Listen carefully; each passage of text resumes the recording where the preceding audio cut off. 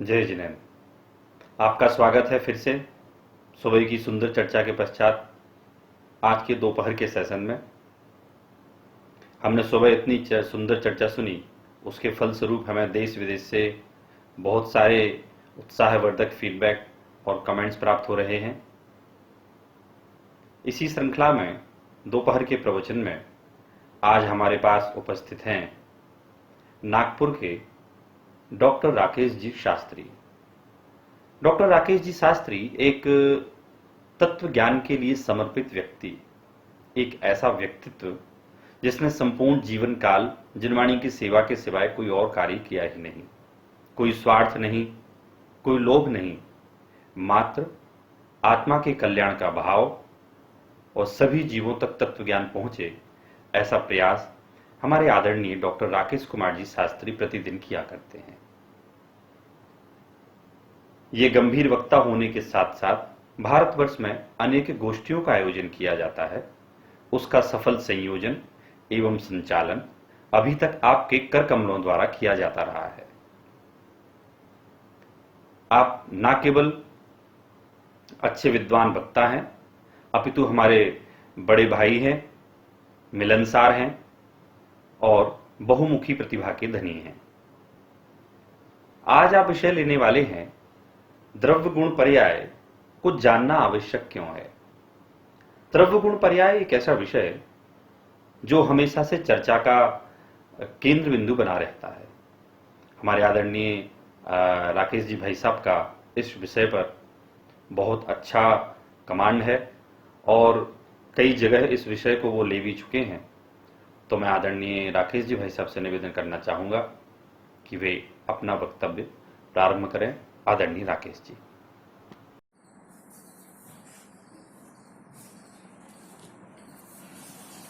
नमो अर्हन्ताणं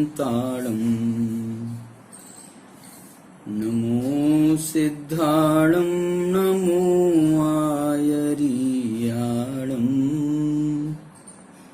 नमो वज्रायाणं नमो लोये सर्वसाहुरम्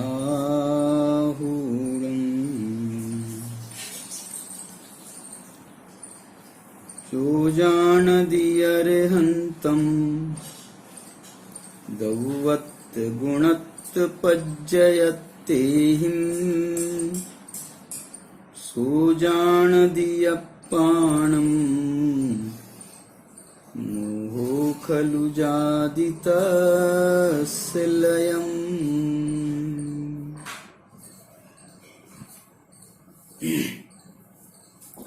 केवल ज्ञान टीवी इंदौर के माध्यम से ये जो ऑनलाइन संगोष्ठी के अंतर्गत व्याख्यान माला का आयोजन किया गया है, इसमें मुझे जो विषय दिया गया है वो दिया है द्रव्य गुण पर्याय को जानना क्यों आवश्यक है।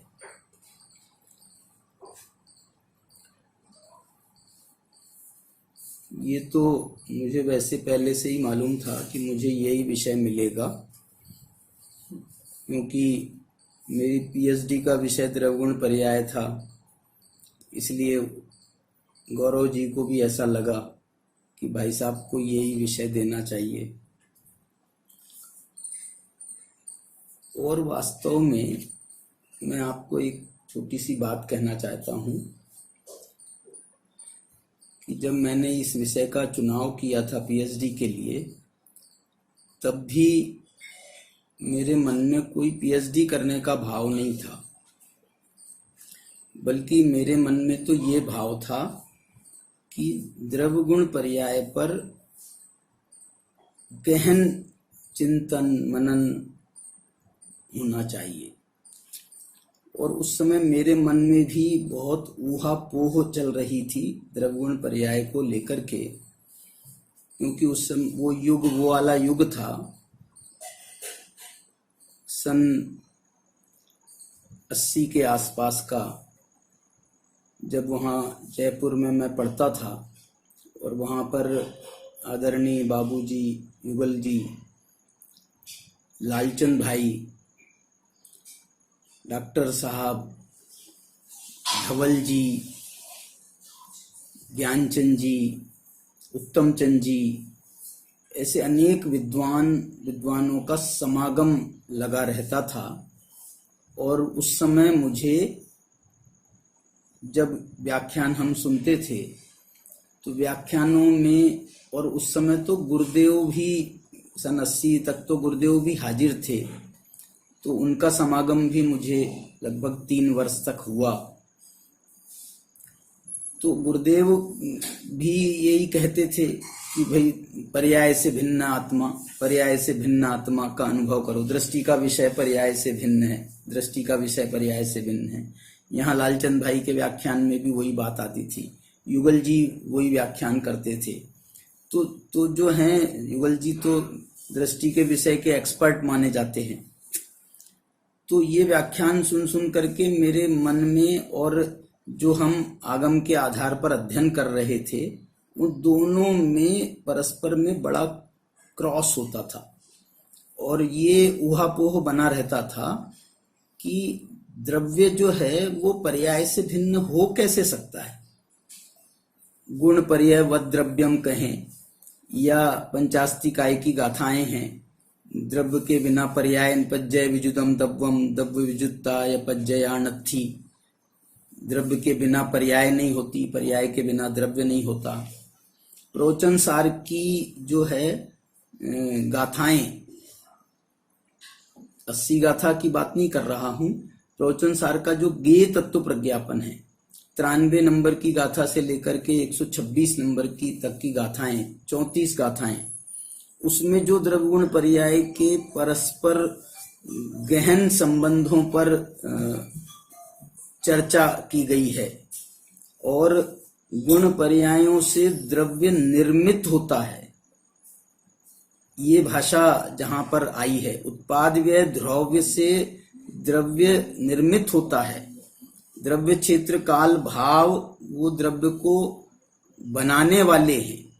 ऐसी जो भाषा वहां पर 98 गाथा है और गाथाएं हैं वहां पर, उसके माध्यम से जब ये बात हम देखते थे, पढ़ते थे, तो बहुत ऊहापोह हुआ, बहुत ऊहापोह हुआ।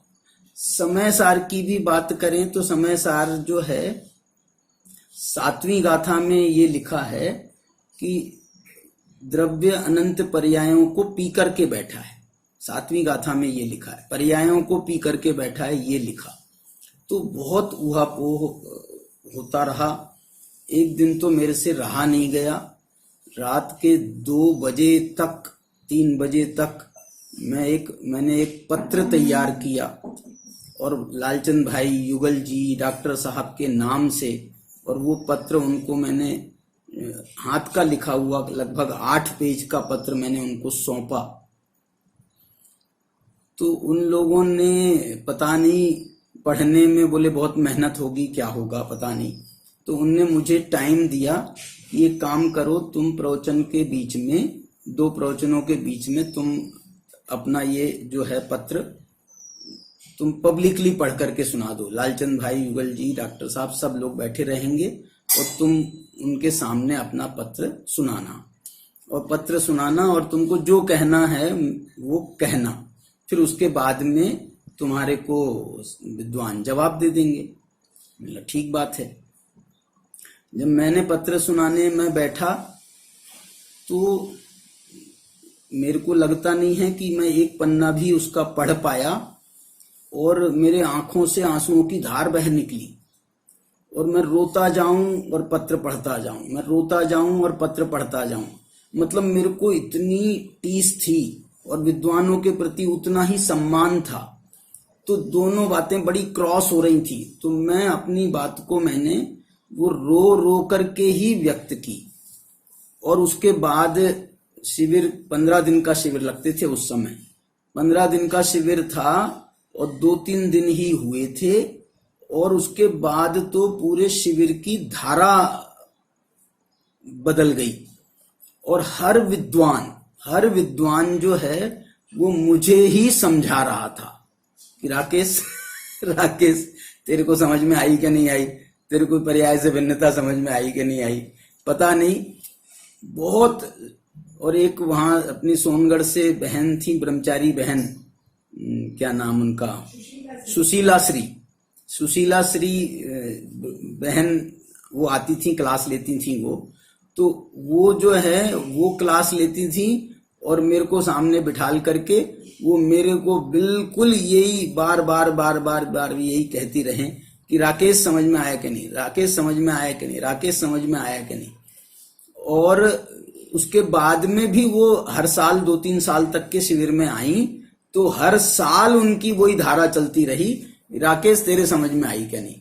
मैं आपको ये कहना चाहता हूं, ये बात सन 80 की है, और जब मैंने पीएचडी के लिए रजिस्ट्रेशन किया था तो ये बात सन 2002 की या 1-2 की बात है ये। तो अब ये सन 2001-2 की बात और वहां सन 80 की बात। तब तक के मेरे मन में ये धारा लगातार चलती रही। और जब मुझे डॉक्टर वीर सागर जी ने ये ऑफर किया कि भाई साहब आप पीएचडी कर लो, तो मैंने वीर सागर जी से यही कहा कि मैं पीएचडी करने को तैयार हूं, मैं कर सकता हूं, करूंगा, लेकिन मेरी पीएचडी का एकमात्र विषय ये होगा, और वो विषय है द्रव्यगुण पर्याय। ये विषय पर पीएचडी होती है तो मैं करने को तैयार हूं, और नहीं होती है तो आई एम नॉट इंटरेस्टेड। मैं इसमें बिल्कुल भी मेरी रुचि नहीं है, और मैं पीएचडी करने का मुझे कोई बिल्कुल शौक नहीं है। फिर उन्होंने कहा कि भाई साहब अपन सिनॉप्सिस देते हैं और उसके लिए स्वीकृति मिल जाएगी तो हो जाएगा। फिर जो भी प्रक्रिया थी उसकी सब प्रक्रिया हुई और हमको उसकी स्वीकृति भी मिल गई, और मैंने उसके बाद में लिखना भी बहुत शुरू किया और लिखता गया। मुझे संस्कृत में लिखना था वैसे तो पीएचडी, मैं तो हिंदी में ही लिखता गया। मतलब जब संस्कृत होगी तब संस्कृत होगी, और संस्कृत में लिखूंगा मेरा फ्लो नहीं बनेगा, मेरे से उसका चिंतन भी उस ढंग का नहीं आएगा, तो मैं तो अपनी हिंदी में लिखता हूँ। फिर मैंने वो पीएचडी का काम हो गया। लेकिन मैं ये कहना चाहता हूं कि ये जो बात गुरुदेव श्री कहते रहे और हम सब विद्वान कहते हैं ना कि किसी के समझाने से समझ में नहीं आती है, तो मेरे को 25 साल तक के विद्वान समझाते रहे, कब समझ में आई नहीं आई पता नहीं। लेकिन जब मैंने पीएचडी की तो उस बीच में भी मुझे ये ख्याल नहीं कि मुझे ये बात कब समझ में आ गई।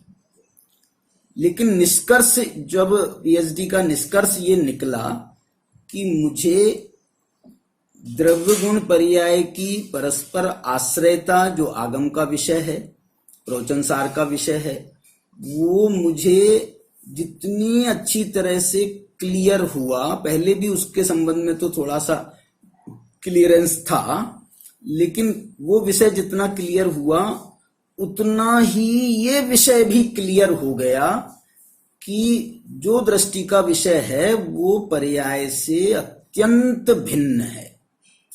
ये पर्याय से अत्यंत भिन्नता, उसकी मुझे वो पीएचडी के बीच में जो 8 साल का चिंतन हुआ उसमें मुझे ये बात बहुत क्लियर हुई। मैंने अपने पीएचडी में भी उस विषय को बहुत कुछ रखा है, और उस तत्संबंधी 2-4 लेख भी मैंने बराबर उसके लिखे हैं, और वो पीएचडी उससे मेरे को बहुत कुछ क्लियर हुआ, मैं आपको ये कह सकता हूं। द्रव्यगुण पर्याय को जानना क्यों आवश्यक है, एक रीजन तो मैंने आपको बता दिया कि इसके बिना, इसको समझे बिना जो है आप मार्ग में, मोक्ष के मार्ग में आगे नहीं बढ़ सकते। जैसे कि इसको मैं और दूसरी भाषा में कहना चाहता हूं, क्यों आवश्यक है। तो हमारी आवश्यकताओं का जो सिलसिला है वो अंत में जाकर के हमारे सुख और दुख के प्रयोजन पर जाकर के पूरा होता है।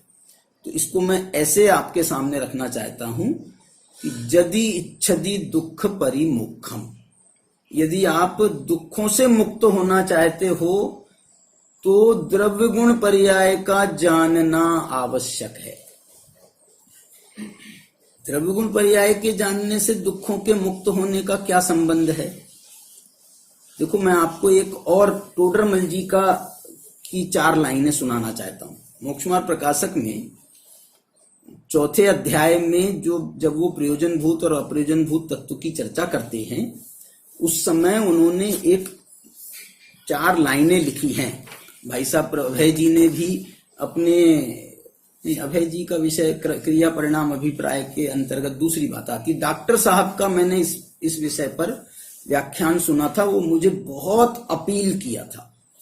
और ये बहुत पुरानी बात है, मतलब जिस समय मैंने सुना था, इस 78-77 की बात होगी। ये व्याख्यान, ये जो बात है, ये प्रयोजनभूत अप्रयोजनभूत में उन्होंने ये लिखा है, प्रथम तो दुख दूर करने में आपा पर का ज्ञान अवश्य होना चाहिए। यदि आपा पर का ज्ञान नहीं हो तो आपको पहचाने बिना अपना दुख दूर कैसे करे, अथवा आपा पर को एक जानकर अपना दुख दूर करने के लिए पर का उपचार करे तो अपना दुख दूर कैसे हो, अथवा आपसे पर भिन्न है परंतु यह पर में अहंकार ममकार करे उससे दुख ही होता है। इसलिए आपा पर का ज्ञान होने पर ही दुख दूर होता है तथा आपा पर का ज्ञान जीव का ज्ञान होने पर ही होता है, क्योंकि आप स्वयं जीव है, शरीर आदि अजीव हैं। मैंने ये जो पंक्तियां हैं, ये पंक्तियां ये बता रही हैं, पहली लाइन से इसका निष्कर्ष आ रहा है कि प्रथम तो दुख दूर करने में आपा पर का ज्ञान अवश्य होना चाहिए। ये पंक्तियां तो ये कह रही हैं कि आपा पर का ज्ञान होना चाहिए, दुख दूर करने के लिए आपा पर का ज्ञान होना चाहिए, और तुम कह रहे हो द्रव्य गुण पर्याय का ज्ञान होना चाहिए।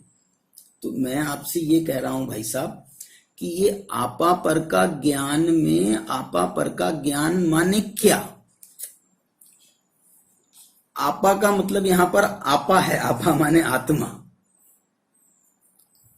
आपा का मतलब जो है ना, अभी मोक्षमार्ग प्रकाशक का जब हम ये काम कर रहे थे तो ये आपा पर का लिए सजेस्ट किया मुझे किसी ने कि आपा पर की जगह पर आप स्वपर कर दो। मैंने कहा स्वपर में वो मजा नहीं है, जो आपा पर में मजा है वो स्वपर में उसका आनंद नहीं है। आपा माने मैं और मेरा आपा, मेरा स्वरूप भी उसमें शामिल है। देखो, मैं माने द्रव्य और मेरा स्वरूप माने मेरे गुण, मेरा स्वभाव, मेरे शक्तियां, ये मेरा आपा है, आपा। और वर्तमान में मेरा जो परिणमन हो रहा है वो एंटी आत्मा हो रहा है। तो मैं जो है मुझे अपनी इस पर्याय का ज्ञान करना भी आवश्यक है कि मेरी पर्याय कहाँ जा रही है, उसकी दिशा कहाँ है, वो भी मुझे जानना आवश्यक है। और मेरा स्वरूप क्या है ये भी मुझे जानना आवश्यक है। और मैं कौन हूं, गुण पर्याय वत द्रव्यम, ये जो व्याख्या है ये गुण और पर्याय पर दृष्टि करने के लिए नहीं कह रही है। ये व्याख्या कह रही है कि गुण पर्याय वत द्रव्यम, तुम द्रव्य की दृष्टि करो। गुण पर्याय वान द्रव्य है तो तुम द्रव्य की दृष्टि करो, तो गुण पर्याय तो वो अपने आप सब समझ जाएंगे। तुम्हें गुण पर्याय की दृष्टि करने की आवश्यकता नहीं है, तुम्हें द्रव्य की दृष्टि करने की आवश्यकता है। लेकिन मेरे लिए द्रव्य स्वभाव का निर्णय करना जितना आवश्यक है उतना ही मुझे पर्याय दृष्टि से इससे अवलोकन करने की भी जरूरत है कि मेरी पर्याय की दिशा क्या है, मेरी पर्याय की दशा क्या है, मेरी पर्याय कहाँ जा रही है, मेरा लक्ष्य कहाँ जा रहा है, मेरा उपयोग कहाँ जा रहा है। कहने का अर्थ ये है, बाबूजी की एक बहुत सुंदर पंक्तियां मुझे याद आती हैं कि हे पर्याय, जब तेरा आत्मा, तेरा द्रव्य स्वभाव ही तेरा पिता है, तेरे पालक हैं, तेरे जन्मदाता हैं, तो अब तेरा काम क्या रहा। बाबूजी की कुछ इस टाइप की भाषा आती थी कि अब तेरा काम, पर्याय का काम क्या रहा। पर्याय का काम यही रहा ना कि जब तू जिस द्रव्य से उत्पन्न हुई है तो उसी द्रव्य का आश्रय करना ही तेरा एकमात्र कर्तव्य है। तेरे को और दूसरा कुछ भी करने की जरूरत नहीं है। दूसरे ने तुझे दिया क्या? ना दूसरे ने तुझे जन्म दिया, ना दूसरा तेरा रक्षा करता है, ना दूसरे का लक्ष्य करने से तुझे सुख होता है। जब तुझे तेरे आत्मा का ही लक्ष्य करने से सुख होता है तो तुझे अन्य का लक्ष्य करने की जरूरत क्या है? अन्य के पास अन्य का द्रव्य अथवा गुण अथवा पर्याय वो तेरे क्या काम आने वाली है बता। अन्य का द्रव्य तेरे कोई काम का नहीं है, अन्य के गुण तेरे कोई काम के नहीं है। अन्य की पर्यायें भी मैं कहा ना आपको कि अच्छा नहीं लग रहा है मुझे बोलने में कि 25 साल तक के मुझे विद्वान समझाते रहे, नहीं समझ में आई। जब वो उपादान की योग्यता जागी, मैंने वो जो दूसरे के समझाने से समझ में नहीं आता है, खुद के समझने से समझ में आता है। ये बात जो है इसमें अत्यंत रूप से घटित होती है। और आत्मा को कहें, पर्याय को जो कहें, तो उसको जो शांति मिलती है, तृप्ति मिलती है, उसको जो चैन मिलता है, तो जैसा अपनी माँ की गोद में बच्चे को आराम मिलता है, चैन मिलता है, सुख मिलता है, ऐसे ही इस द्रव्य की गोद में पर्याय को भी सुख मिलता है, चैन मिलता है, आनंद मिलता है। ये वस्तु की स्थिति है। ये वस्तु की स्थिति यदि हमारे समझ में आ जाए तो वास्तव में ये जो है पूरा कल्याण का मार्ग प्रशस्त हो सकता है। मैं आपको इस संबंध में आगम से भी कुछ परिचय कराना चाहता हूं।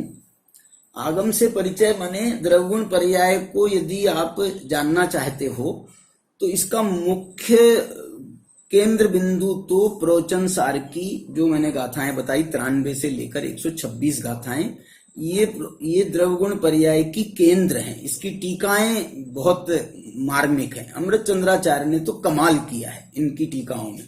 माने जो गौरव, जो गंभीरता, जो सूक्ष्मता, जो गहराई इसमें इन गाथाओं की टीका में प्राप्त होती है अमृत चंद्राचार्य की, वो बात जो है, जितना द्रव्यगुण पर्याय का विस्तार किया गया है ना जिनागम में, उस सारा का सारा विस्तार ये प्रवचन सार की ये 34 गाथाएं, ये उसकी आधारभूत गाथाएं हैं। आधारभूत गाथाएं कहना ये चाहता हूं कि टीकाकारों ने तो उन गाथाओं के आधार पर अपनी टीका लिखी ही है। जयसेनाचार्य ने भी अपनी टीका लिखी।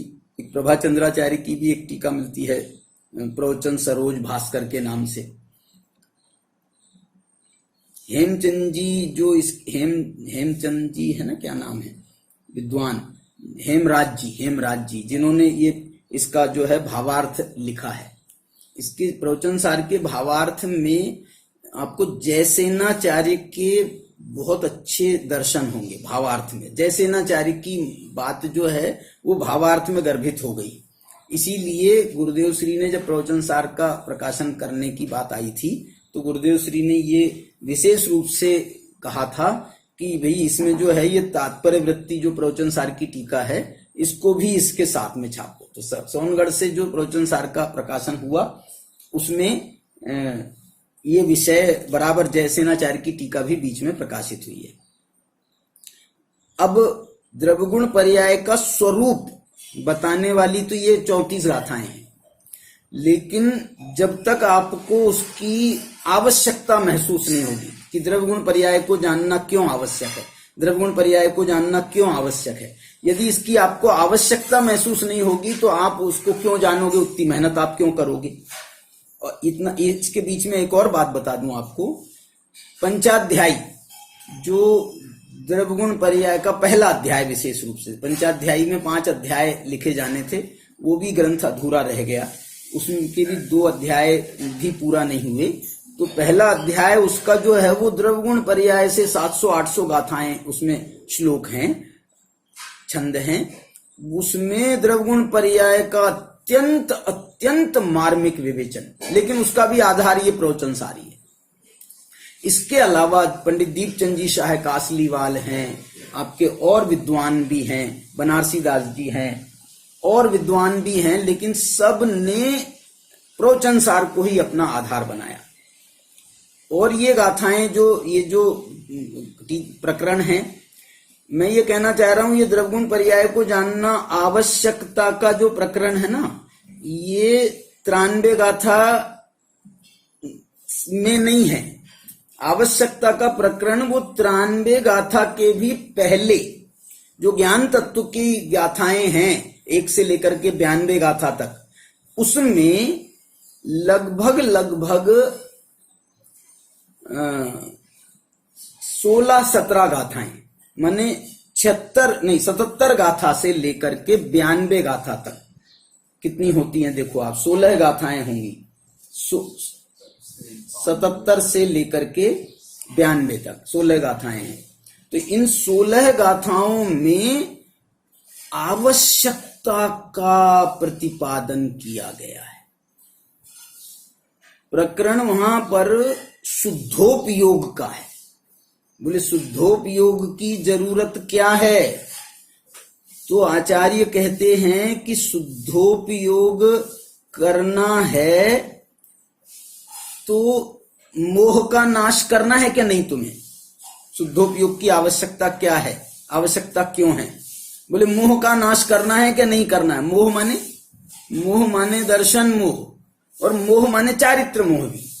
दर्शन मोह का नाश भी शुद्धोपयोग से होता के बल से होता है, और चारित्र मोह का नाश भी शुद्धोपयोग के बल से होता है। प्रश्न ये है कि तुम्हें मोह का नाश करना है क्या नहीं, मोह का नाश करना है क्या नहीं? यदि मोह का नाश करना है तो शुद्धोपयोग अनिवार्य है।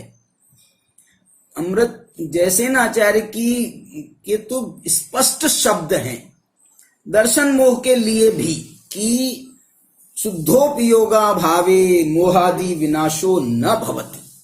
शुद्धोपयोग के अभाव में मोह का नाश नहीं होता है। ये जो प्रकरण, जिस प्रकरण में यहां पर इन्होंने मोह का प्रयोग किया है, ये मोह दर्शन मोह के लिए ही है। माने सबसे पहले सम्यक दर्शन। मोह माने क्या? मोह का विरोधी, सम्यक दर्शन का विरोधी मोह है। इसलिए आपको सम्यक दर्शन करना है तो मोह का नाश करना पड़ेगा, और मोह का नाश करना है तो शुद्धोपयोग के बिना मोह का नाश नहीं होता है। इस बात को उन्होंने, और इससे भी नहीं, शुद्धोपयोग क्यों चाहिए? शुद्धोपयोग क्यों चाहिए? तो बोले दुख का नाश करना है क्या नहीं? दुख का नाश करने के लिए शुद्धोपयोग चाहिए। दुख का नाश करने के लिए शुद्धोपयोग चाहिए। मोह का नाश करने के लिए शुद्धोपयोग चाहिए। ऐसा कह सकते हैं हम, दुख का नाश करने के लिए मोह का नाश करना आवश्यक है, मोह का नाश करने के लिए शुद्धोपयोग करना आवश्यक है, और शुद्धोपयोग करने के लिए द्रव्यगुण पर्याय का निर्णय आवश्यक है। द्रव्यगुण पर्याय के निर्णय के बिना, अथवा टोडरमल जी की भाषा में कहें तो आपा पर का ज्ञान किए बिना, द्रव्यगुण पर्याय का ज्ञान किए बिना, ये द्रव्यगुण पर्याय में अकेले आत्मा के द्रव्यगुण पर्याय नहीं है, पर के द्रव्यगुण पर्याय भी है। हमको जितना आत्मा के द्रव्यगुण पर्याय, निर्णय की भूमिका में जितना आत्मा के द्रव्यगुण पर्याय को जानना आवश्यक है, उतना ही हमको पर के द्रव्यगुण पर्यायों को, बल्कि छहों द्रव्य के द्रव्यगुण पर्यायों को, प्रवचन सार तो स्पष्ट कह रहा है कि ये सामान्य द्रव्य प्रज्ञापन अधिकार है। ज्ञान ज्ञेय तत्व प्रज्ञापन है ना, उस ज्ञेय तत्व प्रज्ञापन को 3 भागों में आचार्य ने बांटा। 108 गाथाएं हैं ज्ञेय तत्व प्रज्ञापन की। 34 गाथाओं में उन्होंने सामान्य द्रव्य प्रज्ञापन अधिकार ऐसा लिखा है, ये 126 तक, और फिर 127 से 156 तक, शायद मेरे को 54 तक, 154 तक या 156 तक, ये जो है उसमें विशेष द्रव्य प्रज्ञापन अधिकार है। और उसके बाद में 56 गाथाओं का, लगभग 56 गाथाओं का वो अधिकार है ज्ञान गे विभाग अधिकार, ज्ञान गे विभाग अधिकार। ये तो गे तत्व प्रज्ञापन है। इसमें सामान्य द्रव्य प्रज्ञापन का अर्थ क्या हुआ? सामान्य द्रव्य प्रज्ञापन का अर्थ ये है कि आपको सब द्रव्यों के द्रव्य गुण पर्याय का एक ही स्वरूप है। सब द्रव्यों के सामान्य द्रव्य गुण पर्याय का एक ही स्वरूप है, अलग अलग स्वरूप नहीं है। विशेष द्रव्य प्रज्ञापन में ये जो द्रव्य गुण पर्याय की जो भी विशेषताएं हैं, स्वभाव विभाव रूप परिणतियां हैं, जीव पुद्गल में होती हैं, धर्मादि द्रव्यों में नहीं होती हैं, वगैरह वगैरह का जो वर्णन है वो विशेष द्रव्य प्रज्ञापन का विषय है। सामान्य द्रव्य प्रज्ञापन में तो सामान्य से द्रव्य कैसे हैं, गुण कैसे हैं और उनमें पर्याय कैसी होती हैं, कहा ना 93 नंबर की गाथा में, अत्थो खलु दव्वमऊ दव्वाणी गुणपगाणी भणिदाणी तेहिम पुण पज्जाया पज्जय मूढ़ा ही पर समया। पदार्थ जो है वो द्रव्यात्मक है, द्रव्य गुणात्मक है, और तेहिम पुण पज्जाया, तेहिम माने गुणों की पर्याय होती नहीं, वो द्रव्य और गुणों की जो पर्याय होती हैं, जिन्हें हम द्रव्य पर्याय और गुण पर्याय के नाम से जानते हैं, तेहिम पुण पज्जाया, उनसे जो पर्याय होती हैं, उनसे पर्याय होती हैं, परंतु ध्यान रहे ध्यान रहे, पज्जय मूढ़ा ही पर समय, जो पर्याय केवल पर्याय में मूढ़ हैं वो पर समय। केवल पर्याय का मतलब द्रव्य गुणों से जो पर्याय होती हैं ये तो उस पर्याय का स्वरूप है कि द्रव्यों से उत्पन्न होना, गुणों से उत्पन्न, द्रव्य पर्याय होना, गुण पर्याय होना, ये तो पर्याय का स्वरूप है। ये पर्याय मूढ़ता का कारण नहीं है। वास्तव में पर्याय मूढ़ता का कारण ये है कि हमने एकमात्र ये जो मनुष्य पर्याय है, असमान जाति द्रव्य पर्याय, जे पज्जेषु निर्दा जीवा पर समय गति निदिष्ठा, जो पर्यायों में मूढ़ है वो पर समय है, पर समय है। माने वो ये कहना चाहते हैं कि ये पर्यायों में मूढ़ जो द्रव्य गुणों से पर्याय होती हैं, ये तो पर्याय का स्वरूप है, ये पर्याय मूढ़ता का कारण नहीं है। द्रव्य गुण पर्याय के परिज्ञान के अभाव में, द्रव्य गुण पर्याय का परिज्ञान ना करते हुए हम यदि, हमने तो बस ये मनुष्य पर्याय देखी, बस हमने तो अपना जीवन, ये जब से हम पैदा हुए हैं तब से ये मनुष्य पर्याय के साथ में हमने अपना जीवन देखा है, तो ये बस मनुष्य पर्याय को ही हमने अपना जो सर्वस्व माना है।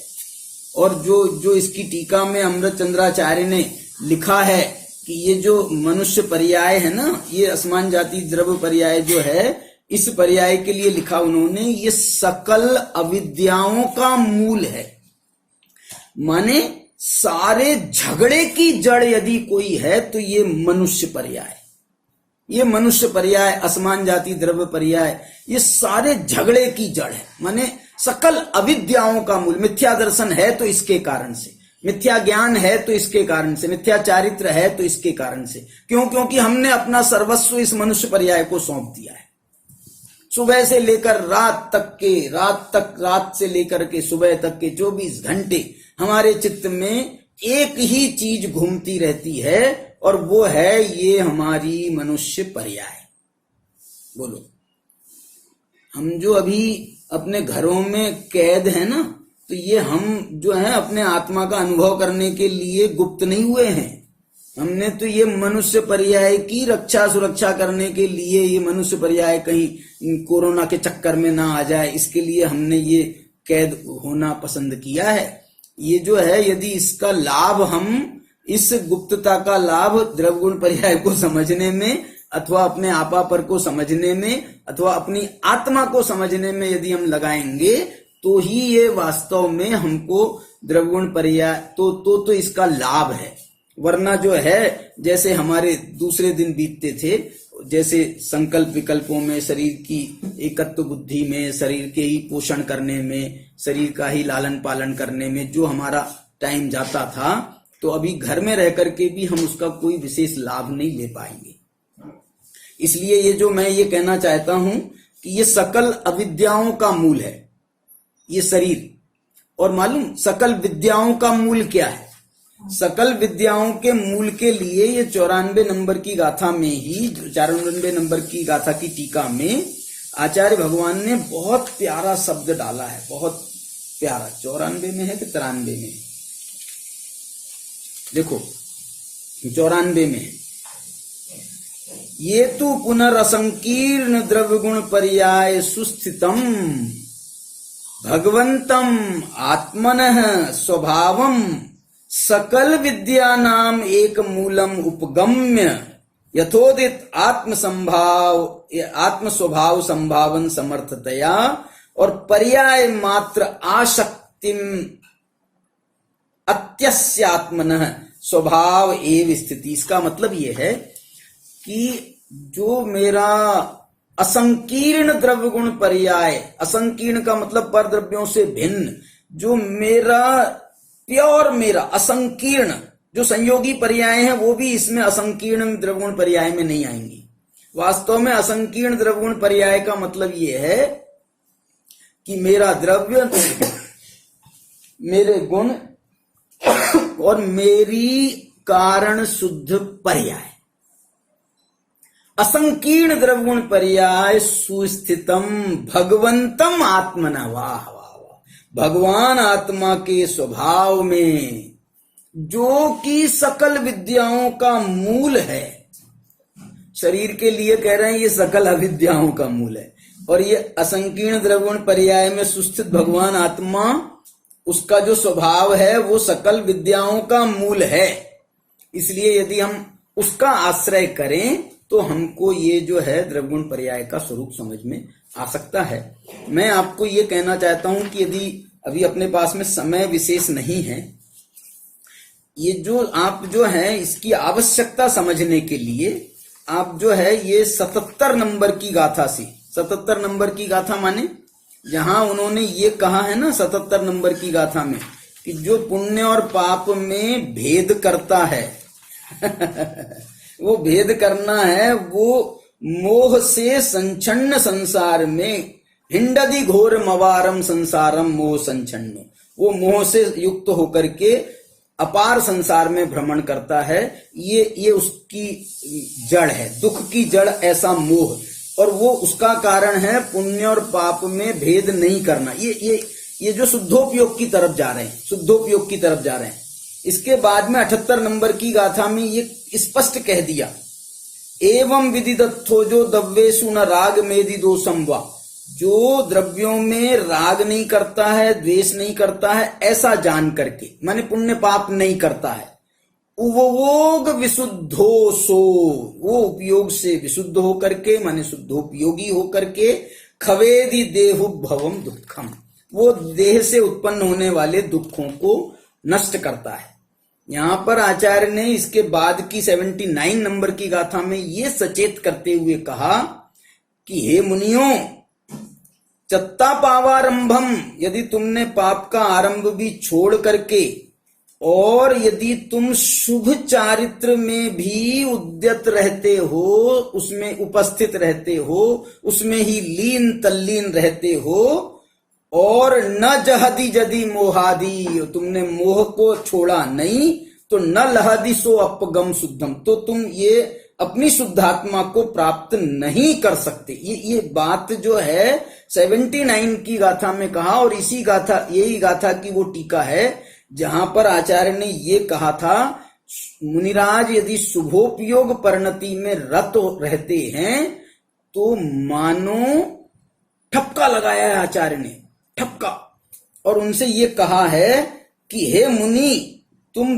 धूर्त अभिसारिका के समान शुभोपयोग परिणति से अभिसार को प्राप्त हो रहे हो। माने कितना बड़ा माने कलंक लगाया है कि तुम यदि शुभोपयोग परिणति में लीन रहते हो। क्यों? क्योंकि तुमने प्रतिज्ञा की थी परम सामायिक की, सर्व सावध्य योग के त्याग की, और तुम ये अभिशुभोपयोग परिणति में लीन हो रहे हो, तो ये जो है आप अपनी प्रतिज्ञा से विरुद्ध जा रहे हो। तो इसको जो है उन्होंने ये धूर्त अभिसारिका की उपमा दी थी। और इसके बाद में बोले साहब मैं इस मोह से कैसे बचूं, इस मोह से मैं कैसे बचूं। इसके बाद ये 80 नंबर की गाथा आती है जो ये कहती है, जो जान दियर्हंतम दवत्थ गुणत्थ पज्जयत्तेहिं सो जान दियप्पाणम मोहो खलु जादितस्लयम्। जो ओहो देखो, वो मुनिराज को अभी शुभोपयोग परिणति से अभिसार के लिए मना कर रहे थे, और अब खुद कह रहे हैं कि देखो हे मुनि, तुम इस शुभोपयोग परिणति में लीन मत हो, लेकिन बल्कि तुम इस शुभोपयोग का भी सदुपयोग कर लो। कैसे सदुपयोग कर लो? कि अरहंत भगवान को देखो तो उनके द्रव्य का विचार करो, उनके गुणों का विचार करो, उनकी पर्यायों का विचार करो। बोले साहब मेरे को तो अपनी आत्मा का कल्याण करना है, मेरे को शुद्धोपयोग करना है, आत्मा का अनुभव करना है, मैं अरहंत के द्रव्य गुण पर्याय का क्यों विचार करूं? अरे सुन, इस गाथा की टीका की पहली पंक्ति है कि अरहंत के द्रवगुण पर्याय में और आत्मा के द्रवगुण पर्याय में कोई अंतर नहीं है। जो वास्तव में अरहंत को द्रव्य रूप से, गुण रूप से, पर्याय रूप से जानता है, वह वास्तव में अपनी आत्मा को जानता है। क्यों? क्योंकि दोनों में निश्चय से कोई अंतर नहीं है। इसलिए अरहंत को यदि द्रवगुण पर्याय से जान लेंगे तो निश्चय से मेरा स्वरूप भी जैसा अरहंत के द्रवगुण पर्याय का स्वरूप है ऐसा ही मेरा स्वरूप है। और जो अपनी आत्मा में, देखना, अरहंत के द्रवगुण पर्याय से जानना ये शुभोपयोग है, और अपनी आत्मा को जानना ये शुद्धोपयोग है। और जो शुद्धोपयोग में लीन होता है मोह खलु जादितस्लयम्। इसकी टीकाओं में अमृत चंद्राचार्य ने, जयसेन आचार्य ने आत्मानुभव की बहुत प्यारी विधि बताई है। ये विषय को यदि हम द्रवगुण पर्याय के विषय को जानना इसलिए आवश्यक है, यदि दुखों से मुक्त होना चाहते हो तो द्रवगुण पर्याय को जानो, यदि मोह से मुक्त होना चाहते हो तो द्रवगुण पर्याय को जानो, यदि राग द्वेष को छोड़ना चाहते हो, चारित्र मोह का नाश करना चाहते हो तो द्रवगुण पर्याय को जानो, और आत्मानुभूति करना चाहते हो तो द्रवगुण पर्याय को जानो।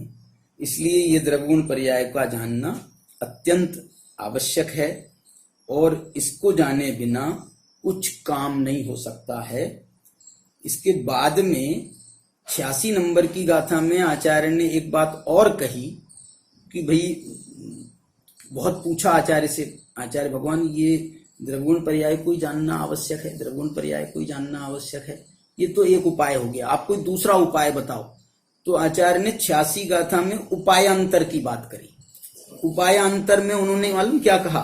उपायांतर में उन्होंने कहा कि तुम जो है आगम को जाने, जिन सत्था दो अट्ठे, आप जिन शास्त्र के माध्यम से, जिन आगम के माध्यम से आप पदार्थों को जानो, प्रत्यक्षादि ही, प्रत्यक्ष आदि के माध्यम से आप पदार्थों को जानो। पदार्थों को जानो माने क्या? पदार्थों को जानो माने आगम के आधार पर भी हमको यदि कुछ, इनने उपायांतर बताया है लेकिन वास्तव में उपायांतर नहीं है, क्योंकि आगम के माध्यम से भी हमको द्रवगुण पर्याय को जानना है, पदार्थ को जानना है। इसी की अगली गाथा है 86 गाथा के बाद में 87 गाथा, वो कहती है कि ये जो पदार्थ है ना, पदार्थ दव्वाणी गुणा तेसिम पज्जाया अट्ठ सन्नया भणिया, ये 87 नंबर की गाथा है कि जिन शास्त्रों के द्वारा पदार्थ को जानो, और पदार्थ कैसे हैं? बोले द्रव्य रूप पदार्थ हैं, गुण रूप पदार्थ हैं, पर्याय रूप पदार्थ हैं।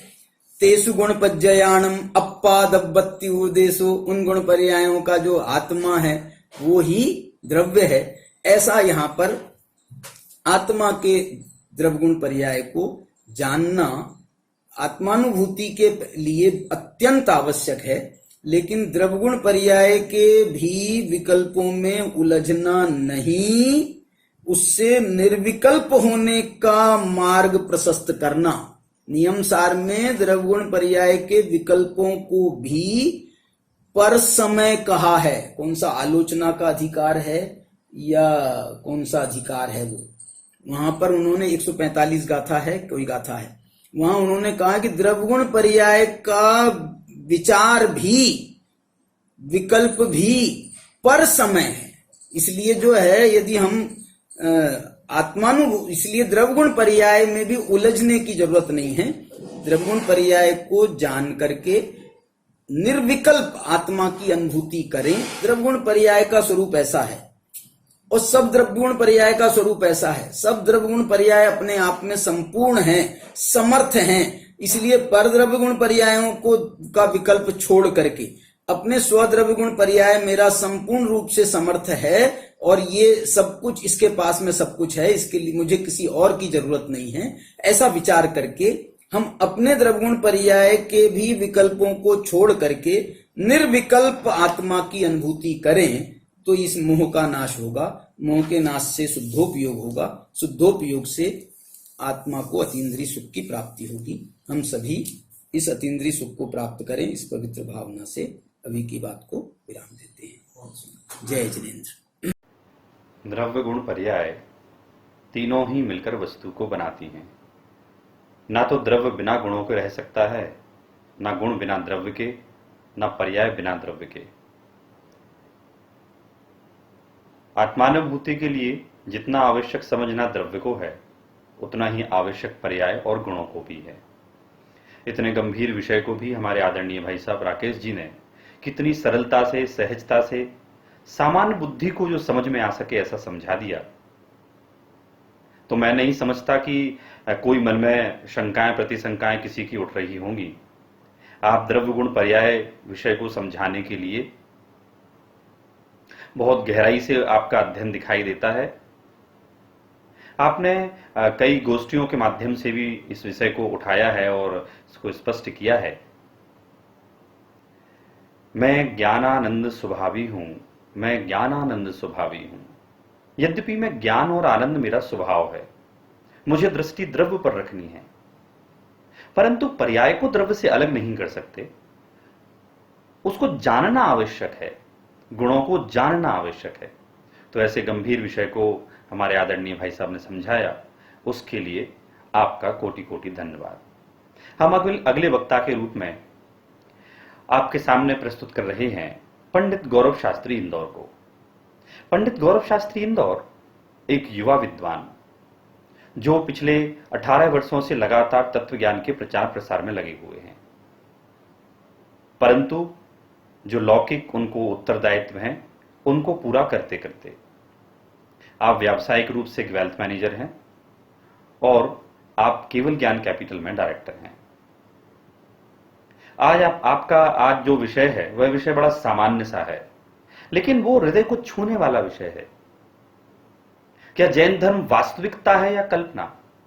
बहुत सारे लोग ऐसा सोचा करते हैं कि जो ये आत्मानुभूति की बात बताते हैं, मोक्ष की बात बताते हैं, ये सही है या कुछ गप दे रहे हैं कहीं से। तो इसी विषय को स्पष्ट करने के लिए हमारे सामने आज गौरव जी शास्त्री उपस्थित हैं। मैं गौरव जी शास्त्री से निवेदन करूंगा कि वे अपना वक्तव्य प्रारंभ करें। जैन धर्म कल्पना है या वास्तविकता? मंगलम भगवान वीरो मंगलम गौतमो गणी मंगलम कुंद कुंदार्यो जैन धर्मोस्तु मंगलम सर्वमंगल मांगल्यम सर्वकल्याणकारकम प्रधानां सर्वधर्माणां जैनम जयतु शासनम्। आत्मज्ञानं स्वयं ज्ञानं ज्ञानादन्यत् करोति किं परभावस्य कर्तात्मा मोहो वयं व्यवहारिणाम। तत्वोपदेश शिविर अपना प्रारंभ हुआ है। सुबह आदरणीय सोम प्रकाश जी भाई साहब ने जो वर्तमान विषय में हमारे कैसे चारित्र का पालन होना चाहिए, इस विषय में विस्तार से चर्चा की। आदरणीय शांति जी भाई साहब ने भी आध्यात्मिक रूप से जो विषय का प्रस्तुतिकरण किया, वह वास्तव में सभी को ग्रहण करने योग्य है। दूसरा सत्र चालू हुआ है पहले दिन का, और इस दूसरे सत्र में मेरा विषय है जैन धर्म कल्पना है या वास्तविकता। जगत के जितने व्यक्ति हैं, जितने लोग हैं, सब अपने अपने धर्म को श्रेष्ठ कहते हैं। कोई कहता है कि जो हमारा धर्म है वह श्रेष्ठ है, कोई कहता है हमारा है। पर हम जब निर्णय करने जाते हैं तो हमें भी ये शंका होती है, प्रश्न होता है कि वास्तव में सही क्या है, कौन सा धर्म सही है। सब अपने धर्म को सही कहते हैं, और कदाचित हम निर्णय करने की जगह हम अपने आप को एक उदारवादी दृष्टिकोण में बांध लेते हैं कि हम तो उदारवादी दृष्टिकोण हैं और सब कुछ सही है, हम सबको मानते हैं। ये बात तो निश्चित है, भले ही सब ये कहते हों कि हम सही हैं, पर धर्म तो वास्तव में एक ही होगा, 10 धर्म नहीं हो सकते हैं। वो कौन सा धर्म है, इसलिए हमारा विषय है जैन धर्म कल्पना है या वास्तविकता है। सबसे पहले जो जैन है, धर्म है, कल्पना है, वास्तविकता है, हम उन शब्दों को समझें कि जैन किसे कहते हैं। जिनस्य संबंधिदम जिनेस्य प्रोक्तम वा जैनम। कि जैन किसे कहा गया है कि वास्तव में जो जिनेंद्र देव से संबंधित हो, जो जिनेंद्र देव से संबंध रखता हो, उसे हमने जैन कहा है। अब वह जैन कौन है, तो स्पष्ट है परिभाषा में कि जो जैन धर्म से संबंधित रखता हो, जिनेंद्र देव से संबंधित रखता हो, उसे हम जैन कहते हैं। यह बहुत सरल परिभाषा हमने जो पढ़ रखी है कि जो जिनेंद्र देव के बताए हुए मार्ग पर चले, उसे हम जैन कहते हैं, वह भी जैन है। धर्म किसे कहा, वस्तु स्वभाव को धर्म कहा। वस्तु स्वभावो धम्मो, वस्तु के स्वभाव को ही धर्म कहते हैं। वस्तु का स्वभाव क्या है और धर्म क्या है, तो जो प्राणियों के दुख हरण करे, अर्थात दुख का नाश करे और सुख की प्राप्ति में सहायक हो, उसे वास्तव में हम धर्म कहते हैं। जो आचार्यों ने ग्रंथों में धर्म की वास्तविक परिभाषा बताई है। जैन हो गया जो जिनेंद्र देव के संबंधित हो, उसे जैन कहा। जो वस्तु का स्वभाव हो, अर्थात जो धर्म हमें सुखी करने का उपाय बताता हो, वास्तविक सुख बताता हो, उसे हम धर्म कहते हैं। कल्पना किसे कहते हैं, कल्पना का अर्थ होता है कि जो होवे ना पर सोच रखा है कि हाँ ये होता है, मतलब वास्तविकता में उसका कोई अस्तित्व ना होवे। जैसे कि किसी ने विचार किया मेरे सर पर सींग है, तो वास्तव में उसके सर पर सींग नहीं है, परंतु उसने अपने सर पर सींग होने की कल्पना की। तो कल्पना का अर्थ है कि जिसका वास्तव में अस्तित्व तो ना हो, लेकिन किसी ने ऐसा विचार कर रखा है कि ये है, उसका नाम कल्पना है। फिर आया वास्तविकता, कि वास्तविकता का अर्थ यह है कि सत्यता जो वास्तव में होवे, हाथ पे रखे हुए आंवले की तरह जो हमें दिखाई देता है, उसे हम वास्तविकता कहते हैं। हम सब शब्दों को जोड़ते हैं, जैन धर्म कल्पना है या वास्तविकता है। तो जैन धर्म वास्तव में क्या है, सबसे पहले हमें जैन धर्म के विषय में समझना होगा।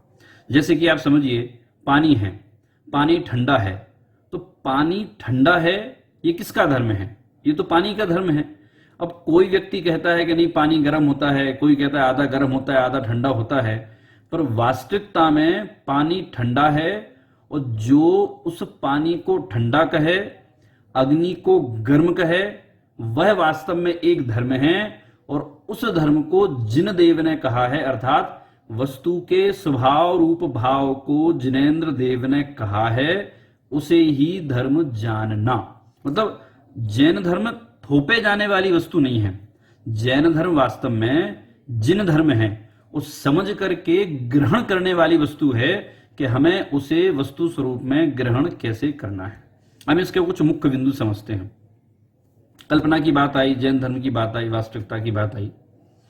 हम उसको ऐसे समझते हैं कि हम 1 मिनट के लिए जैन धर्म है, जैनी है, ये हम शब्द हटा देते हैं कि जैन होते हैं, जैन धर्म होता है।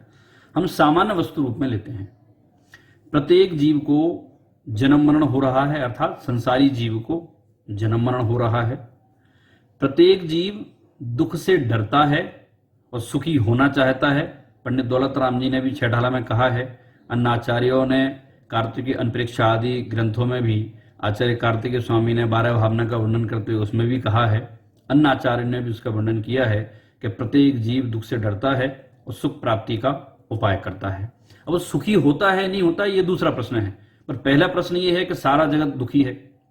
सारा जगत दुखी है और सबसे बड़ी बात, उसके द्वारा की गई प्रत्येक क्रिया सुख की क्रिया के लिए किया जा रहा है। कोई भी क्रिया हमारे द्वारा दुख को उत्पन्न करने के लिए नहीं की जाती। भले ही कोई व्यक्ति व्यसनादि क्यों ना करता हो, भले ही कोई व्यक्ति अन्य प्रकार के खोटे काम क्यों ना करता हो, बाकी उस खोटे कार्य को करने में भी उस व्यक्ति की कल्पना ये रहती है कि मैं सुखी हो जाऊं।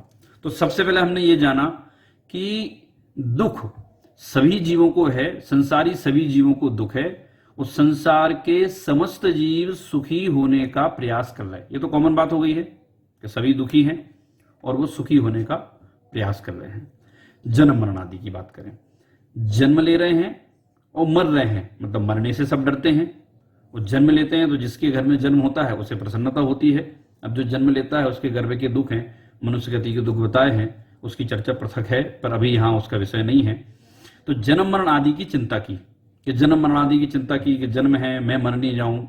फिर जो जीवन काल निकला, तो जीवन काल में वो ये कल्पना करता है कि मुझे सुख मिले। सुख मिले मतलब मैं शांति से रहूं, मुझे 5 इंद्रिय मेरी स्वस्थ रहें, भोग करने को मिले, मुझे कोई दुख नहीं आवे, मुझे कोई व्याधि नहीं आवे, कोई शत्रु नहीं आवे, मेरे इष्टजन हैं जो मेरे पास से जाए नहीं। ऐसी अनेक प्रकार की प्रत्येक जीव अपने राग देश मोह के कारण से कल्पनाएं करता है। तो ये एक सामान्य जीव का ग्राफ हो गया कि सामान्य जीव विचार क्या करता है, उसके विचार क्या हैं। दुख को छोड़ना चाहता है, सुखी होना चाहता है। जन्म मरणादि हैं तो उसमें जन्म तो हुआ ही है, मरणादि प्राप्त नहीं करना चाहता है, अर्थात मरने से डरता है। अब आप देखिए कि मरने से डरने के बाद भी उसका मरण होता है, उसका पाप का उदय आदि ना आवे, अर्थात असाता की सामग्री ना आवे, उसके बाद भी उसके असाता की सामग्री आती है। उसके इष्ट जीवों का, अर्थात जो उसके संबंधी जन हैं, इष्ट जन हैं, उनका वियोग ना होवे, फिर भी उनका वियोग होता है। वह अनिष्ट अर्थात शत्रु आदि को रोकना चाहता है, फिर भी शत्रु आदि बनते हैं। हम प्रत्येक स्थान पर देखें तो जो पराधीनता दिखाई दे रही है वह ये सिद्ध करती है कि कुछ ना कुछ ऐसा है जो ये व्यवस्था बना रहा है। और व्यवस्था बनाने वाला कौन है? तो व्यवस्था बनाने वाला हम कर्म की दृष्टि से देखें तो जब जीव स्वयं अपने परिणामों को करता है और अपने परिणामों के द्वारा उसको जो कर्म का बंध होता है, उस कर्म के बंध में उसे जो उदय में आते हैं, हम सैद्धांतिक परिभाषा की बात करें तो जो उदय में आते हैं हम उन्हें कर्म कहते हैं। अब वो साता भी होते हैं, असाता भी होते हैं। साता के उदय में उसे सुख की प्राप्ति लगती है, अच्छा लगता है, और असाता के उदय में उसे दुख लगता है। हम उसे एक संक्षेप में समझें। अब हमें प्रत्येक जीव दुखी है, उसे सुखी होना है। प्रत्येक जीव अनिष्ट आदि सामग्री चाहता नहीं है, इष्ट आदि सामग्री चाहता है, स्वस्थ रहना चाहता है, मरण नहीं करना चाहता है। ये तो जीव का विचार है, जीव की इच्छा है, अर्थात जीव की चाहत है। लेकिन आप समझिए उसके बाद भी मरण भी होता है, जन्म भी होता है, इत्यादि प्रकार की सारी क्रियाएं होती हैं। तो ये व्यवस्था तो हमने जगत की जानी कि ये वास्तव में जगत की व्यवस्था है। अब जैन धर्म क्या कहता है? जैन धर्म ये कहता है कि जिस जीव के, जिस जाति का उसके परिणामों के द्वारा बांधा हुआ कर्म का उदय है, उस जीव का उस क्षेत्र में, उस काल में, उस निमित्त से, उस भाव में वैसा उदय आएगा और उसे टालने में इंद्र और जिनेंद्र कोई समर्थ नहीं है। क्यों नहीं है? क्योंकि जीव के द्वारा स्वयं बांधा हुआ कर्म था। तो जो कर्म स्वयं ने बांधा था वह उसके स्वयं भोगने में आएगा। दूसरा कोई अन्य उस कर्म को नहीं भोग सकता है। कहा भी है कि भाई वो अपने कर्म सिवाय जीव को और न दुख देता कुछ भी, दुख देता है यह विचार तज, स्थिर हो छोड़ प्रमाद बुद्धि। मतलब अपने कर्म के सिवाय जीव को अन्य और कोई दुख नहीं देता है। यह बहुत स्पष्ट है। अब जगत की जो व्यवस्था बनी तो वास्तव में जगत की व्यवस्थाओं में किसी ने किसी ईश्वर को कर्ता माना है, किसी ने किसी कर्म को कर्ता माना है। हम उसका सारांश हम पीछे लेंगे। हम अभी बात कर रहे हैं कि जो जैन धर्म ने कहा कि भाई प्रत्येक जीव अपने परिणामों का स्वयं फल भोगता है और उसे टालने में कोई भी समर्थ नहीं है। हम वर्तमान का परिप्रेक्ष्य ले लें।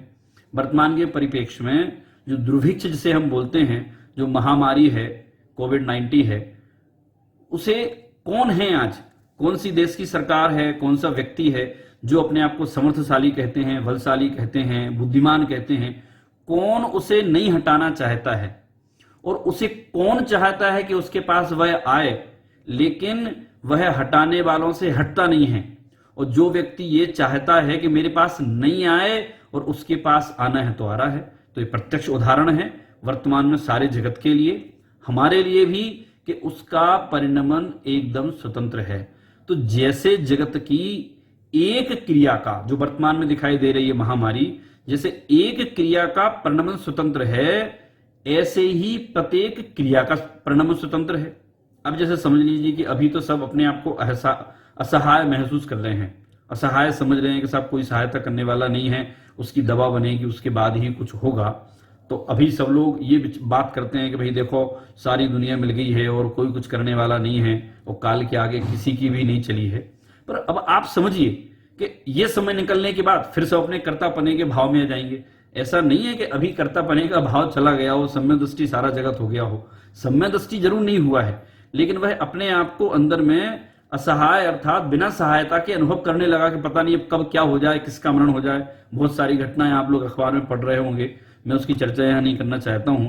एक जो वर्तमान का उदाहरण है हमने तो बोल लिया। ऐसे ही हमारे जीवन की प्रत्येक क्रिया, हमारे जन्म से लेकर के माता पिता का निर्णय, भाई बहन का निर्णय, कदाचित कहीं बुद्धि लगाने के लिए हमें समय मिला तो पत्नी का निर्णय, पुत्र आदि का निर्णय, ये सारे निर्णय अपनी गति और अपनी योग्यता से हुए। यदि कदाचित हमें कभी ऐसा लगा कि हाँ मैंने किया है ये, मैं कर सकता हूं ये, तो वहां भी हमें बाद में ख्याल में आया, हमें समझ में आया कि इसका कर्ता भी मैं नहीं था, अर्थात इसका कर्ता भी मैं था। तो कुल मिलाकर के यदि हम बात करें तो जो एक क्रिया हुई, जन्म की क्रिया हुई, मरण की क्रिया हुई, सुख की क्रिया हुई, दुख की क्रिया हुई, शरीर की क्रिया हुई, तो इत्यादि सर्व प्रकार की क्रियाओं का कर्ता कौन? यदि हम किसी ईश्वर को कर्ता माने तो वह ईश्वर अलग अलग लोगों को अलग अलग फल क्यों देता है? तो कोई कहे कि साहब वो जिसने जैसे कर्म किए उसको वैसा फल मिलता है। तो जब जिसने जैसे कर्म किए उसको वैसा ही फल मिलेगा, वही कारण है, तो फिर किसी व्यक्ति अर्थात किसी भगवान की आवश्यकता क्या है कि वह भगवान जगत का कर्ता माना जाए? फिर तो मैं स्वयं ही भगवान बन जाता हूं ना। मैं अपने स्वयं के कार्य का कर्ता तो मैं ही हूं, चाहे वह अच्छा कार्य होवे, चाहे बुरा कार्य होवे, चाहे साता का कार्य होवे, चाहे साता का कार्य होवे। जब प्रत्येक कार्य का कारण मैं हूं, जब प्रत्येक कार्य को करने वाला मैं हूं, तो अन्य कोई बीच में नहीं आता है। तो जैन धर्म क्या कहता है कि प्रत्येक द्रव्य का परिणमन स्वतंत्र है। या हम उसको जैन हटा दें एक मिनट के लिए, हम ये कहें प्रत्येक द्रव्य का परिणमन स्वतंत्र है और कोई किसी का कर्ता धर्ता नहीं है। ऐसा किसने कहा है? कि ऐसा वस्तु का स्वभाव है, और ऐसा जिनेंद्र देव ने कहा है, और हम जिनेंद्र देव के संबंधी हैं, अर्थात हम जिनेंद्र देव से संबंधित रखते हैं, इसलिए हम उसका विचार करते हैं। तो ये जैन धर्म की शिक्षा अहिंसा आदि की हो, लागदेश आदि के नाश की हो, सारे जगत को समान रूप से हैं चारों गतियों के जीवों को। तो जैन धर्म इस पॉइंट से सिद्ध हुआ कि प्रत्येक द्रव्य का स्वतंत्र परिणमन है, इसलिए जैन धर्म कल्पना नहीं है, वास्तविकता है, क्योंकि सारा जगत उसे अनुभव कर रहा है, भले ही वह किसी रूप में माने या नहीं माने। जगत में सब जीवों ने अपने अपनी रागदेश की मान्यता के हिसाब से एक अपने अपने धर्म बना रखे हैं, और उन धर्मों का काम क्या है? उन सब धर्मों का काम यही है कि तुम जो है दुख से छूटो और सुखी हो। अब सुखी होते नहीं होते हैं ये हम नहीं समझे, ना हमें अभी समझना है, पर वास्तव में वे धर्म को तो मान रहे हैं ना कि कोई ना कोई धर्म है। अब वो धर्म से सुखी नहीं हो रहे हैं, क्यों?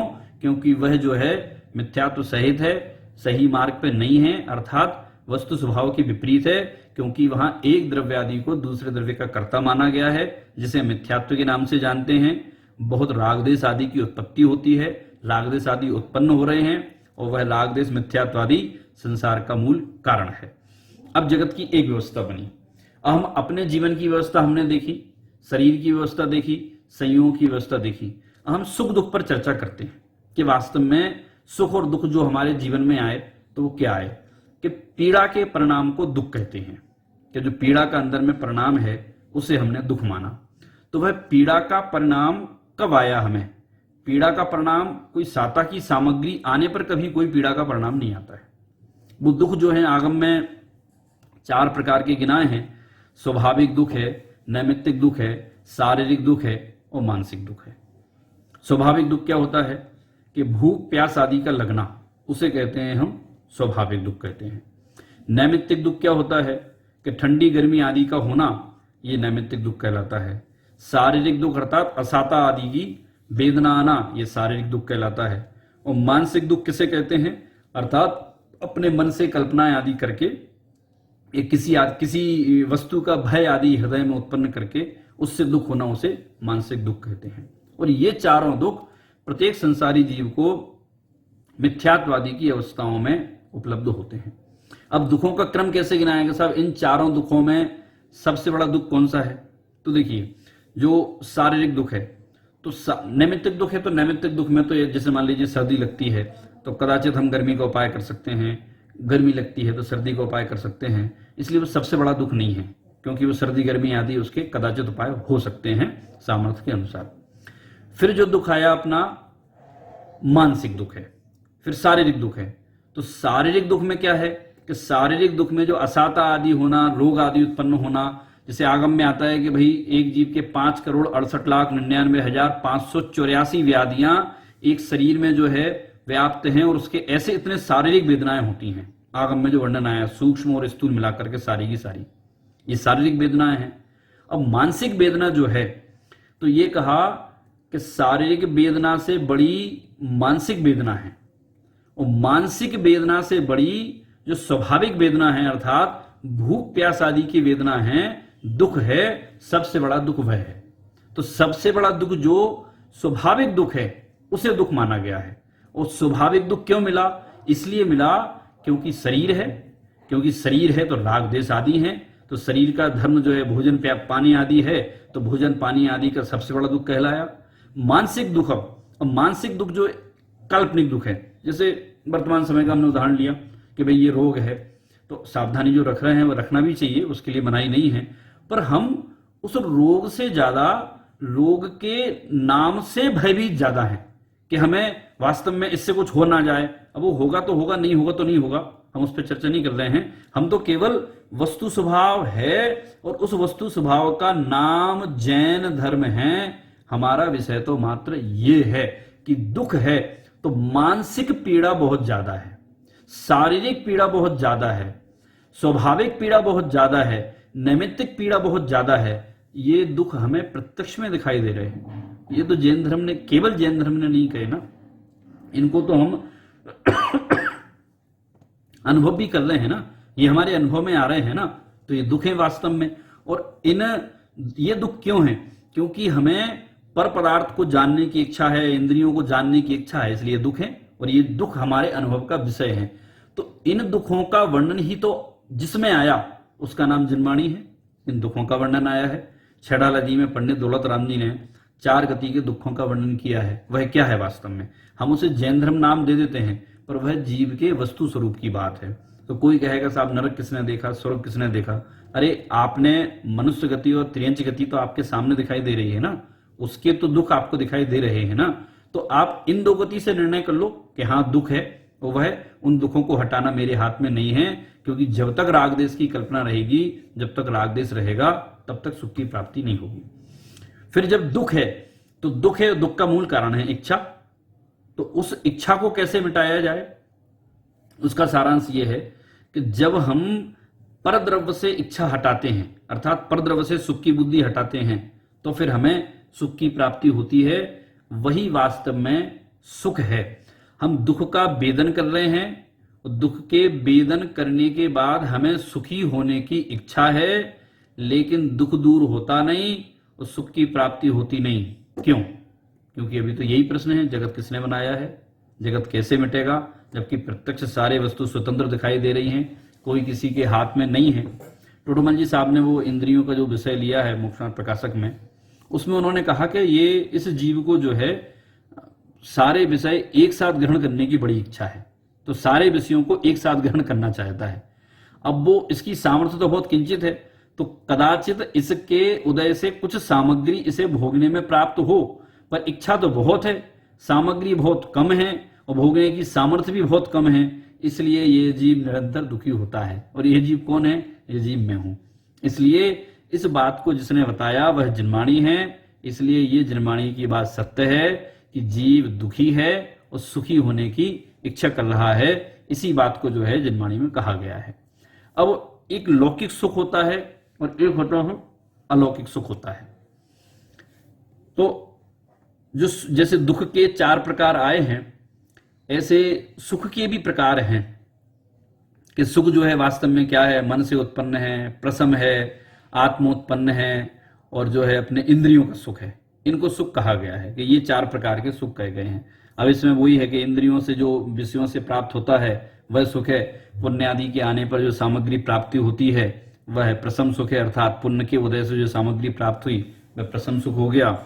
और जो है अपने मनोत्पन्न है कि मन में ऐसी कल्पना कर ली कि हाँ मैं सुखी हूं, या ऐसा मान लिया कि मेरे पास कोई ऐसा बहु कीमती मतलब चिंतामणि के समान कोई मेरे पास रत्न है, भले ही ना होवे तो मन में उत्पन्न सुख से वो अपने आप को सुखी मानता है।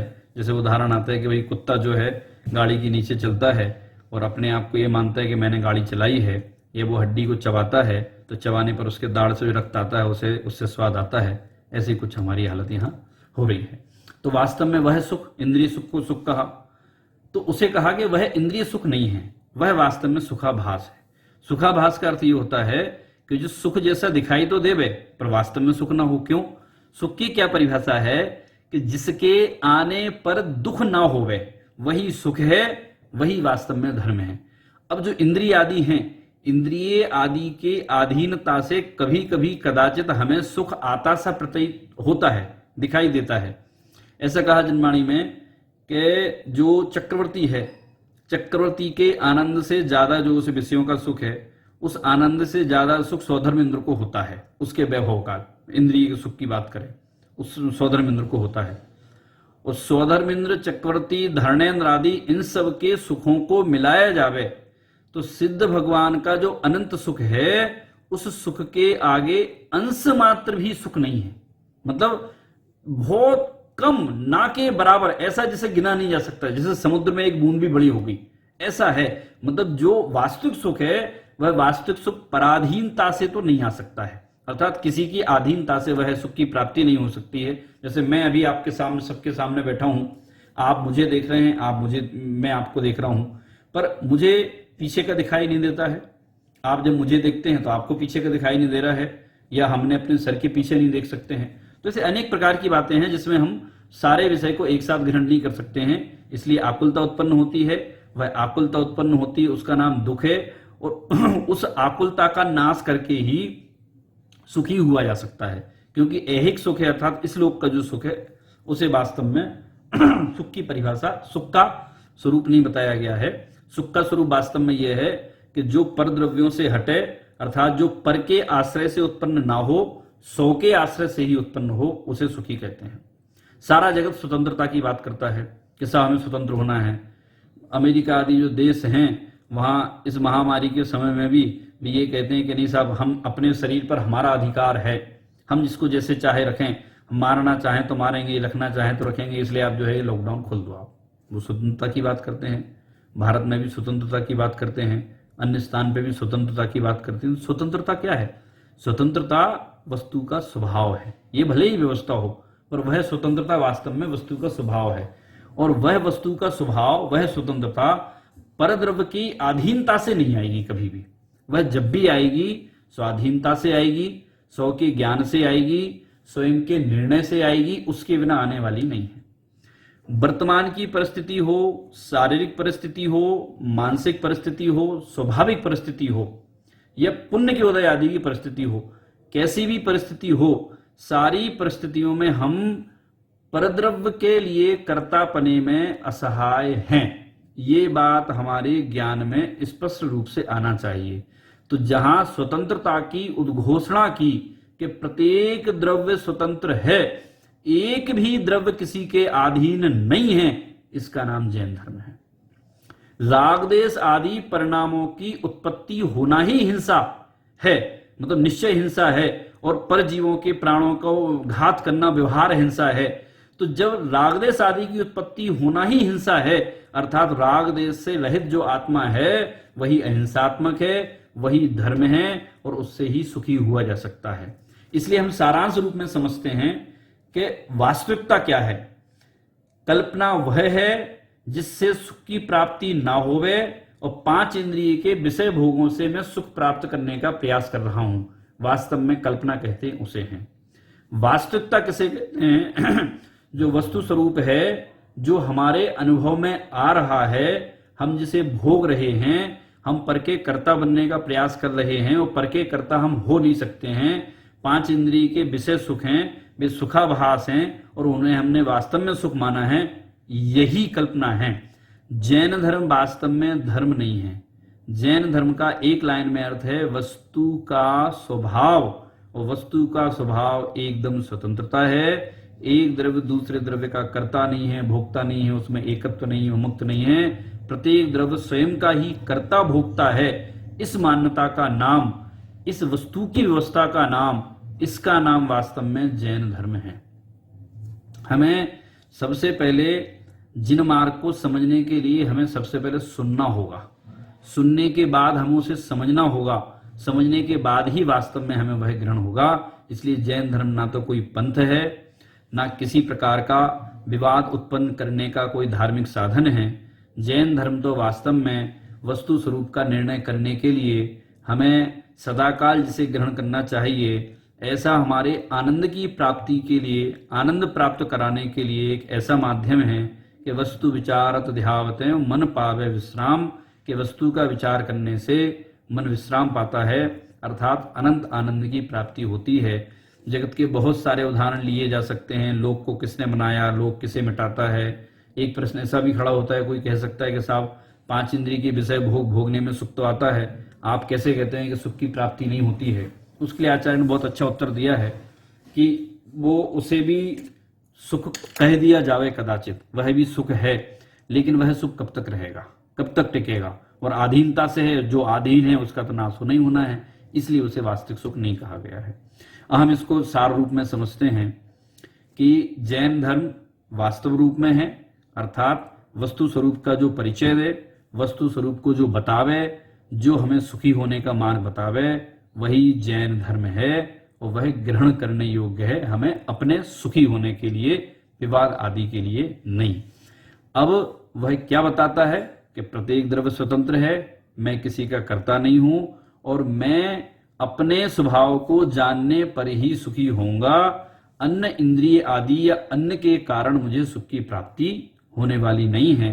हम सार रूप में एक ही बात कहेंगे, न जन्म की चिंता करें, न मरण की चिंता करें, ना हम वस्तु के स्वभाव की चिंता करें, अर्थात जगत में क्या होने वाला है उसकी चिंता करें। हम तो वस्तु स्वभाव का निर्णय करें। होता जगत स्वयं परिणाम, और मैं जग का करता क्या काम। जगत का स्वयं स्वतंत्र परिणमन हो रहा है। यदि हमें वास्तव में अंदर में शांति चाहिए, हमें सुखी होना है, तो जैन धर्म को हमें वास्तविकता में स्वीकार करना होगा, क्योंकि सुखी होने में इसके सिवाय और अन्य कोई सुख का मार्ग नहीं है।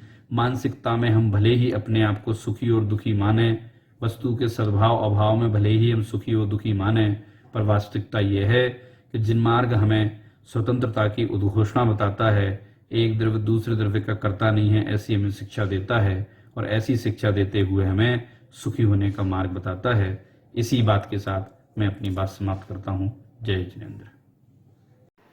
जैन धर्म कल्पना है या वास्तविकता, इस विषय को आशा है आप लोगों को अच्छी तरह से समझ में आ गया होगा। इसलिए मुझे इसको स्पष्ट करने की कोई आवश्यकता नहीं, क्योंकि आपने, गौरव जी ने इस विषय को समझाई इतनी सरलता और सहजता से है कि वो किसी को समझ में ना आए, ऐसा तो हो ही नहीं सकता। अभी हमारे 2 सेशन चले, प्रातःकाल और दोपहर में। सायंकाल रात्रि में 7:30 बजे से हमारे सेशन प्रारंभ होंगे। आज सायंकाल 7:30 बजे हमारे 2 वक्ताओं का लाभ हमें मिलेगा। एक पंडित स्वानुभव जी शास्त्री अहमदाबाद और दूसरे हमारे समाज के मूर्धन्य विद्वान डॉक्टर हुकुमचंद जी बहारेल। सायंकाल आप लोग समय से केवल ज्ञान टीवी पर आइए और तत्व ज्ञान का लाभ लीजिए। अगर किसी ने अभी तक केवल ज्ञान टीवी को सब्सक्राइब ना किया हो तो सब्सक्राइब करें, बेल का आइकन दबाएं ताकि हमारा शिविर प्रारंभ होने से पहले ही आपके पास सूचना पहुंच जाए। तब तक के लिए जय जिनेंद्र।